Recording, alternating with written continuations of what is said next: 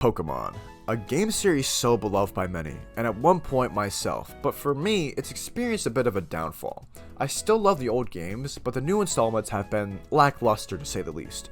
The battles getting easier, stories more boring, and graphics and animations being used over and over again. There's one aspect though that I haven't really seen discussed in any videos that talk about Pokemon's many problems, and that is the trading system. Ever since Pokemon's inception, the trading system has been a staple of the series. Gens 1 through 3 had local training where you had to get Grandpa's Game Boy cord. Good God, that sounds so wrong. You gotta grab a Game Boy cord and hook up the suckers to each other, and then you got trading. But as time goes on, things only get more complex. Gen 4 revolutionized trading, and we'll talk about that soon. But let's ask the question, why is trading relevant in Pokemon to begin with? For starters, figuratively and literally, some Pokemon are only available on certain copies of games. Let's take a look at Gen 1 for instance. In Pokemon Red, you have access to Ekans, Mankey, and Electabuzz, and in Green and Blue, you have access to Sandshrew, Meowth, and Pinsir. And lastly, in Pokemon Green version, you have access to Vulpix, Bellsprout, and Magmar. So if you wanted a Mankey but have a copy of Green or Blue, you'd have to either buy a copy of Pokemon Red or trade for it with someone who owns Pokemon Red. This also works for the legendary Pokemon, starting from Gen 2 and onward, Gold and Silver, Ho and Lugia, Ruby and Sapphire, Groudon and Kyogre, so on and so forth. And Pokemon has operated like this throughout the entire series, and even up to this day. Now you're saying to yourself, yeah, that's cool and all, but it doesn't really give me an incentive to trade. In return, let me ask you this. You like strong Pokemon? Kadabra evolves into Alakazam by trading, Machoke evolves into Machamp by trading, Rhydon evolves into Rhyperior by trading, Haunter evolves into Gengar by trading, and finally, Scyther evolves into Scizor by trading.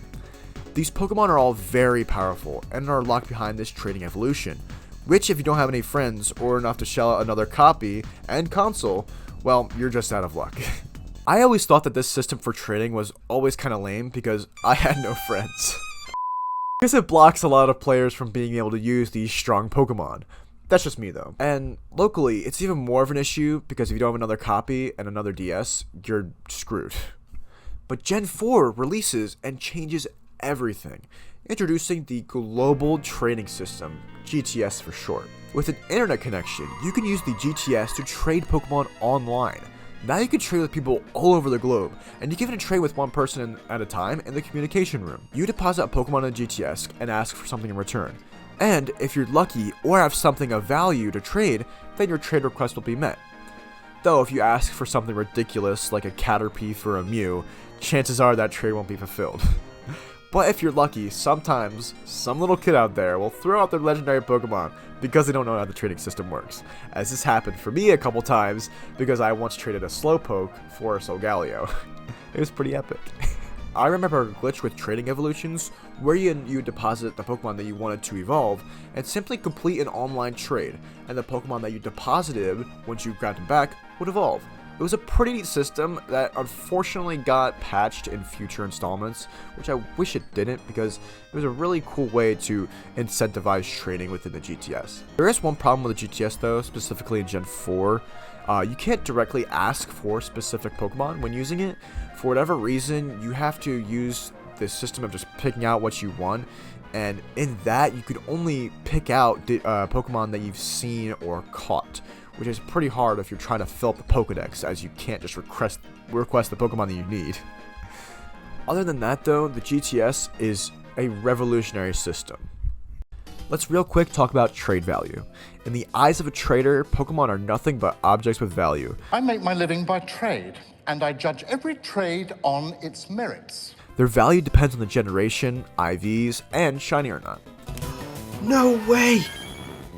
Shiny Mew! Generation being pseudo-legendaries like Dragonite, Tyranitar, Garchomp, legendaries like Yveltal, Xerneas, Lugia, I don't know, and good pools of shiny Pokemon. I won't go too much into depth with IVs, but let's just say they're values that Pokemon have that'll increase the cap of certain stats. 6 IV Pokemon are ideal for competitive battling and highly sought after. However, these trades were risky in past generations as you couldn't check IVs and were hoping you'd get what you were asking for. And finally, the biggest moneymakers in the game, shiny Pokemon. Shiny Pokemon are variants of regular Pokemon that have a different pigment than their base counterparts. They have a 1 in 4,096 chance to drop in game, and in Gen 4 had an even lesser chance of 1 in 8,192. There is a shiny charm that does increase your chances of encountering a shiny Pokemon, but they're still very rare. Even some legendary Pokemon can be shiny, which increases their value tenfold. Every shiny Pokemon has their own value though, because some shiny Pokemon look and are better than others. Usually those from Gen 1 are often the worst as their shinies revolve around the color green and some of them look really bad. All of this combined, you have yourself an ideal Pokemon for trading. Like I mentioned earlier, a Caterpie for a Mew is an unrealistic trade. However, a shiny Caterpie, a shiny Pokemon for a legendary is a realistic trade. Depending on the shiny and the legendary, of course. I've had a few trades where this was the case. In my instance, I had a shiny Vivillon that I traded for a Tornadus that happened to be shiny. A really dope trade that was, by the way. Another time, I traded a Reshiram for a shiny Magmortar. That was when I was just getting into trading, so that was a very interesting trade. But you get the picture. You gotta give a little to make a little. You gotta give a little to make a little. Oh, there you go. Nice. Wow. So Gen 4 is out, along with the GTS. A revolutionary system in which people can trade all over the globe. With the remakes, Heart Gold and Soul Silver is where we run into a little bit of a problem. The endgame consists of a bunch of legendaries let loose in the world being able to get caught. This does pump the GTS with a lot of fresh blood, as a lot of these legendaries can be shiny. Gens 1 through 3, your legendaries are kind of recycled, which is a low blow, but with the advent of the GTS, you get some more trading power. All the obtainable legendaries are Suicune, Raikou, Entei, Articuno, Zapdos, Moltres, Mewtwo,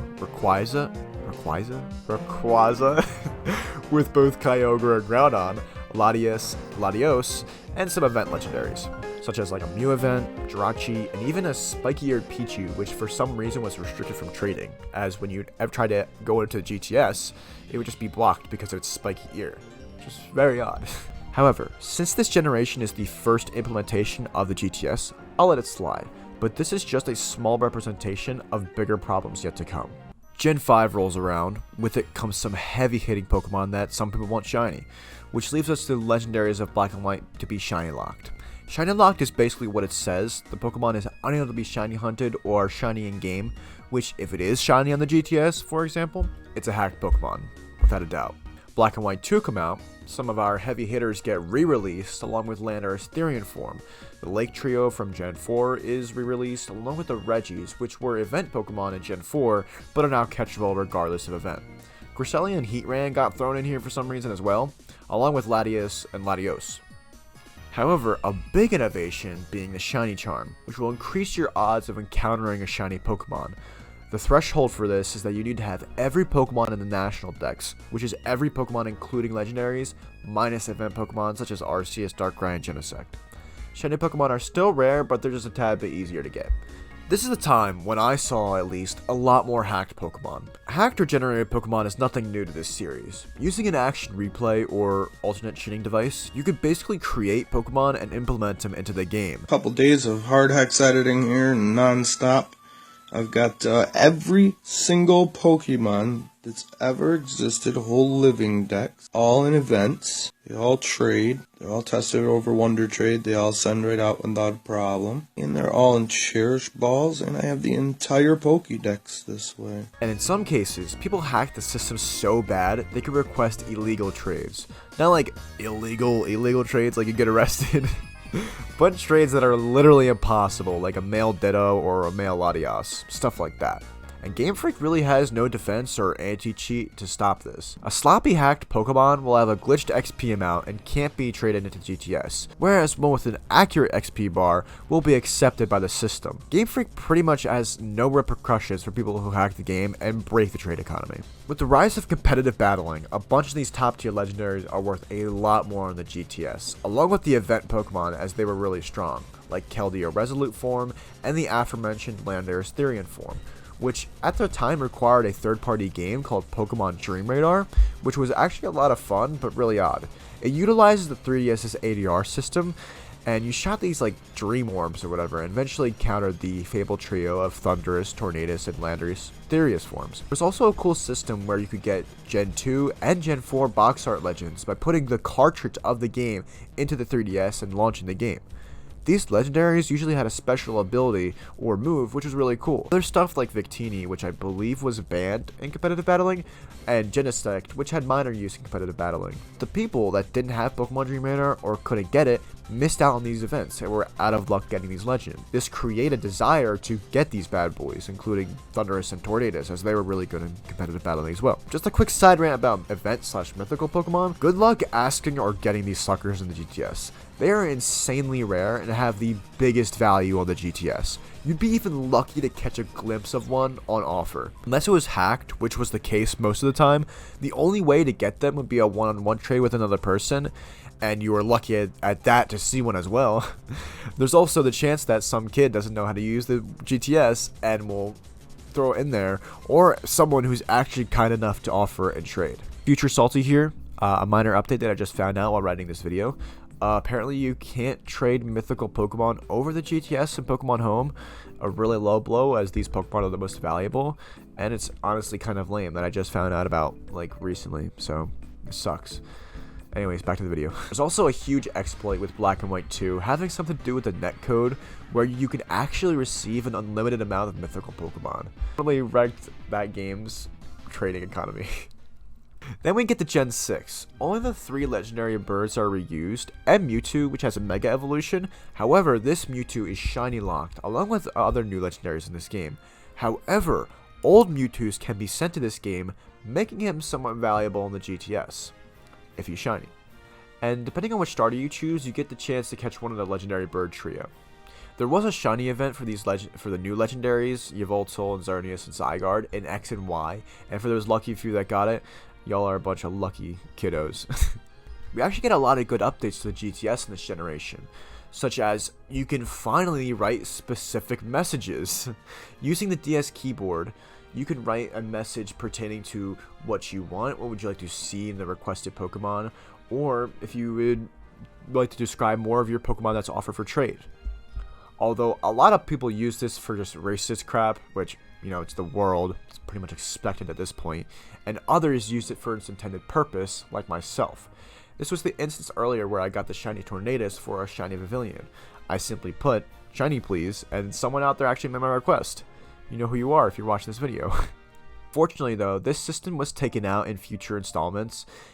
It's really lame because I felt like this was a really good addition, and it was all up to Game Freak just to add like a filter or a censor just for inappropriate words, and it was that simple. But Game Freak just didn't feel like doing that, or was too lazy, I don't know. There was a new system of trade called Wonder Trade. Wonder Trade was a type of trade where you shot out a random Pokemon and received a random Pokemon in return. A really neat invention that inspired a couple of playthroughs called Wonder Locks, in which people caught 6 Pokemon and used Wonder Trade to trade them all off and play through with the random Pokemon that they got. This even allowed people to do really cool giveaways in which live streamers could shoot out Pokemon and their viewers could have a chance to receive them. This is also the time where Pokebank was released, a scummy way to transfer your Pokemon from generations 1 to 5 to Gen 6 and onward, by paying a fee of $4.99 to do so. However, as of February 16th this year, the service has gone free to use as a result of the eShop server shutting down. A lot of you may be saying that that's not much money, you know, $5.99, not too much to just pay for, you know, a little transfer. But let me just preface, this used to be free in previous generations. Why the sudden paywall? To me, it's almost like they're preying on our nostalgia for our old team members in Pokemon. I remember at the time paying for this scumbag service, and it's a load of crap, and only a representation of the lack of care going forward. And then, it happens. Pokemon Omega Ruby and Alpha Sapphire release. And dear God, the legendaries. In Omega Ruby, you can get Groudon, Regirock, Regice, Registeel, Rayquaza, Deoxys, Regigigas, Ho-Oh, Heatran, Latias, Uxie, Mesprit, Azelf, Palkia, Virizion, Terrakion, Cobalion, Reshiram, Raikou, Entei, Suicune, Tornadus, and Cresselia. In Alpha Sapphire, pretty much everything except for the opposite of box art legends, such as Kyogre, Lugia, Latios, Dialga, Zekrom, and Thundurus. In total, that's the whole Golem Trio, Lake Trio, Justice Trio, along with a few box art legends, and along with some of their trio legends as well. Holy mother of God, that's a lot of legendaries. Just pumped it to a mediocre remake to add content. There are a couple reasons for this. One is for competitive battling. A lot of people are starting to get more into competitive battling, and now that the legendaries are super accessible, it allows for better team building. The second reason is to pad out Omega Ruby and Alpha Sapphire's endgame, as Game Freak is getting progressively more lazy with their game design. They could just throw in a bunch of legendaries to pad out the endgame instead of having like another story or something like the Looker side quest in Gen 4 Platinum, I believe. And 3 is just because mess everything up, because it really is at the end of the day. It screws the trade economy. One of the silver linings to this is that all of them can be shiny, even Zekrom and Reshiram, which have good value as they've been shiny locked for so long in their generation. But throwing a bunch of legendaries in the game to create content screws with the training system a bunch. Now that everyone has access to these legendaries, there's almost no reason to go out on the GTS except for completing a Pokédex. This also just makes them feel less like legendaries. Who wants anything when they have everything? And this only destroys the economy of the GTS, with everyone asking for mythical Pokemon on the GTS because those are the only ones that Game Freak doesn't shove down your throat. Now's a time where I saw even more hacked Pokemon on the GTS. Stuff like shiny event Pokemon or shiny locked Pokemon were spreading like wildfire. People asking for just ridiculous mons in return for illegal stuff. It was completely ludicrous. Doing research for this video, which thanks to Cerebi, this site has been a tremendous help. While searching, ORAS actually has the most legendary Pokemon in one game. It's surprising. Now surely this is only a one-time occurrence, right? It was okay when Soul Silver and Heart Gold did it, because those games were the first to have the GTS. So this is just another instance of that, right? Gen 7 releases, Sun and Moon, to critical reception. This is when a lot of the fanbase started to really critique these games as super easy, boring, cookie cutter. But how was the trade/legendary scene? Well, it actually wasn't too bad. Really only the new legendaries were put in this game, which actually isn't bad at all. Another downside though is that they're all shiny locked and people were hacking and making them shiny, and Game Freak couldn't be bothered to fix this. There was a duping glitch that I found out about that kind of destroyed this game. Wait a minute, what's that sound? Huh, a new Pokemon game. Oh, it's a new version. Oh, Pokemon Ultra Sun and Ultra Moon. So it's kind of like Black and White too. Gotcha. Wait a minute. Why so many? Articuno, Zapdos, Moltres, Mewtwo, Raikou, Entei, Suicune, Lugia, Ho-Oh, Regirock, Regice, Registeel, Latios, Kyogre, Groudon, Rayquaza, Uxie, Mesprit, Azelf, Dialga, Palkia, Heatran, Regigigas, Giratina, Cresselia, Terrakion, Virizion, Tornadus, Thundurus, Reshiram, Zekrom, Landorus, Kyurem, Xerneas, and Yveltal. Whew, that was a mouthful. Well, there goes that. On the same console, 3DS, we not only got a dump of legendaries, but we got another dump of legendary Pokemon on the same console, completely decimating the legendary economy. By now, the GTS was completely destroyed.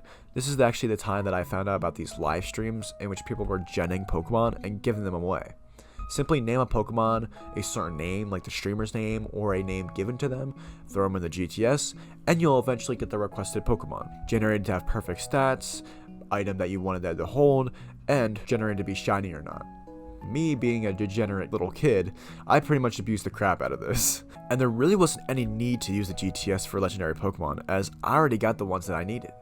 Just injecting and constantly pumping the newer games with boatloads of legendary Pokemon makes them not even legendary. How cool would it be to have a thriving trading community in which people actively make interesting trades, connect with people in order to nab a Pokemon they've never seen before, or trade for a certain stat like IVs and stuff? That'd be so cool. But nah, you're getting every Pokemon with each new release. And Ultra Sun and Ultra Moon were semi-lackluster games. I liked them, not a lot, they were okay. The catastrophe that was the Festival Plaza was way too annoying and confusing to figure out and fell completely flat. This is pretty much when I fell off with Pokemon trading, my true golden age happening from Gen 4 Gen 6, and it's annoying. With all the implementations and upgrades to the trading system like Wonder Trade, updates to the GTS, you'd think that Pokemon trading would be going through a boom. But Game Freak constantly destroys all the work they've added by throwing in so many legendary Pokemon to the point where they're no longer legendary. No growth or desire in the GTS, and rampant genning and hack Pokemon flooding the market. The only Pokemon that are worth trading, and the only ones that are offered for trades, are the ones implemented in new generations, along with mythical Pokemon. I even found this thumbnail from a YouTuber that can really sum up my video perfectly. An Articuno as common and an Eternatus as rare. An Articuno as common, a legendary Pokemon as common, and another legendary Pokemon as rare, only cause it was released in its debut generation. A perfect visual for my point. Finally, the latest generation at the time of me writing this is Generation 8. Pokemon Sword and Shield. In the base game, some new legendaries can be attained, but again, they're mainly shiny locked. Eternatus, Zacian, Zamazenta, and Type Null, which is the only reoccurring legendary Pokemon. Until the new DLCs came out with a few new additions such as Calyrex, Glacier, Spectrier, and 2 new Regis, Regieleki and Regidrago, and Galarian forms of the 3 legendary bird trio. They got retired of recycling on them so much that they basically remade them. I'm a bit indifferent about them reusing / remaking legends. I think it's fine if they add a lot more or build off of what made them, but their shiny forms are some of the best shinies I've seen in Pokemon today. My favorite being Articuno, as Articuno was my favorite bird in the bird trio, and its shiny Galarian form is literally almost a 1-for-1 copy with just a new form. It's insane. But in DLC 2, the Crown Tundra, you guessed it, every legendary is back. They put them all in again. In the new gimmick, Dynamax Raid Battles, or whatever, Dynamax Caves, in which the shiny rate is increased for all these legendary Pokemon. Like, holy crap, they're making it even worse. Every generation is getting easier to get legendary Pokemon, and shiny ones at that, and they even have a 100% capture rate. I'm not even going to talk about Brilliant Diamond, Shining Pearl. They were used only up to like Gen 3 legendaries, I believe, and I'm actually just too burnt out, and I haven't even played that game yet, so. And the GTS isn't even in this game. The remakes of the generation which invented the GTS doesn't even have the GTS. With the advent of Pokemon Home. And as if it can't get any worse, this is the time when Pokemon Home releases. And with the whole Dexit incident, you can transfer the Pokemon that aren't in Pokemon Sword and Shield and basically have them sit in purgatory in Pokemon Home for the low cost of $15 a month. Or you can use the botched free version that gives you half the features. I can pretty much make a whole other video on Pokemon Home alone with all the problems I've had with the service, like how I can't transfer some of my Pokemon because I don't have the DLC, or they just can't be transferred for some reason. It's insanity. Pokemon, whose signature catchphrase was "gotta catch 'em all," where today it's too damn easy to catch them all, and you can't even catch them all because the games don't even have them all. There's almost no excitement with some of these legendary Pokemon, except for the fact that some of them can be shiny. Trading is still semi-alive in Pokemon Home. With no GTS in Pokemon Sword and Shield, and resorting to the Pokemon Home GTS, it's almost kind of jarring. The system of Pokemon Home being on your phone, while on paper, sounds good, is actually kind of garbage. Why on earth would I want to trade Pokemon on my phone when I want them in-game? It just seems like such a redundant system. What's funny is that I don't even own the Sword and Shield DLC, but I have every new legendary Pokemon because I traded for them. Using Pokemon Go, which actually has a lot of fun shiny events, I was able to trade a few extra shiny Pokemon that I had for some of the new legendaries, and it was still exciting to trade for them. Every time as a kid checking into GTS, seeing if my trade was completed only to see no message or "your deposited Pokemon was traded" was so exciting. And I got that feeling again as I was trading for the new legendaries. But it wasn't a feeling of like joy, but at swindling Game Freak, because I didn't buy the DLC to obtain these legends. I traded for them like an OG. The downfall of Pokemon trading, like so many of Pokemon's problems, lies in the hands of Game Freak, but also the people. Pokemon's target audience has always been kids. No kid is going to worry about trade value or stuff like that. They make the games easy for the kids so they don't have to think at all. But as a kid, this trade system taught me so much about value and basically trading in general. Also about bad game design and business practice. I once saw a Reddit post from someone who got a shiny Urshifu, it's a DLC legendary Pokemon, from Wonder Trade that was shiny, which Urshifu is shiny locked. And they were so stoked to get it, but saw that the owner was Machamp.com, or some Pokegenning site, and they were super disappointed. They didn't even want to keep the damn thing for what it represented, and I thought that was a very noble thought. I'm not sure what he did with it. People were saying that he should release it, but it was literally a shiny Urshifu. It was still semi-rare, but represented a bigger problem with Pokemon. Now, I'm not going to say that I'm a good guy that strictly traded good, organic, non-gen hacked Pokemon. As a kid, I hacked Pokemon in Gen 4. I couldn't trade them because they were a sloppy hack job, but I still hacked them in. It was fun. Let's be honest, we all did it as kids, okay? Even as a teen though, playing Gen 7, I fed into that Pokegenning ring and contributed to the downfall of Pokemon trading without even knowing it. By getting these legendary Pokemon, shiny nonetheless, by doing nothing, made it feel like a hollow victory. And for that, I apologize to the Pokemon trading community. This has even affected how I view Game Freak as a company. With all their predatory microtransactions and feeding off of people's nostalgia, has left a pretty bad taste in my mouth. Including Dexit and all this stuff, it sucks. Plus with the rampant hacked Pokemon running through the GTS that Game Freak doesn't do anything about is very upsetting to see. Sword and Shield are the first mainline Pokemon games to not have the GTS, instead stuck behind the awful service known as Pokemon Home. For me, this creates a huge disconnection, because now you have to catch Pokemon, open Pokemon Home on your Switch, transfer said Pokemon, then go into Pokemon Home on your phone, and now you have access to GTS usable Pokemon. How fun. Plus the legendary Pokemon in the endgame is so recycled that it makes the game almost cookie cutter and boring. After the 50th time of seeing and capturing these legendaries at one point does not get old, especially with the common Articuno meme. All this, to me, contributed to the downfall of Pokemon trading. Especially Pokemon Home. Good god, that service is so atrocious. Now with Gen 9 on the horizon, my only worry is that they don't recycle the DLC Pokemon. Good god, if they did that, that would invalidate the purchase so hard. But they most likely will, though I will say, the games to me look so very small, itsy bitsy tiny interesting. I probably won't get it at launch. I'll probably just set this one out like BDSP. But yeah, it definitely does look interesting. But yeah, that's all I got for this video. So let me know what you thought about this. You know, there's some things that I didn't even talk about, like going in depth on Pokemon Home, discovery of Pokemon RNG manipulation, which affects the trade economy a lot more than it needs to, or most of the competitive scene, mainly because I wasn't that competitive when it comes to Pokemon. What do you think of Pokemon trading? Were you as in depth with it as I was? Let me know in the comments below, and thanks again for watching to the end of the video. It definitely means a lot. Like, comment, subscribe. I'm really excited to see what your guys' opinions and thoughts are on this video. So yeah, definitely let me know. Okay? And I'll see you all in the next video. Peace. You're the best. Can I take a picture with you? Kidding me? No. Come on, man. All right, ready? Controversial take or theory, you could say. Hear me out. Gen 5 remakes.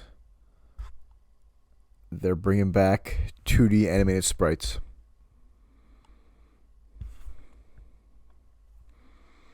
It's just a theory. Just a theory. A game theory. Thanks for watching.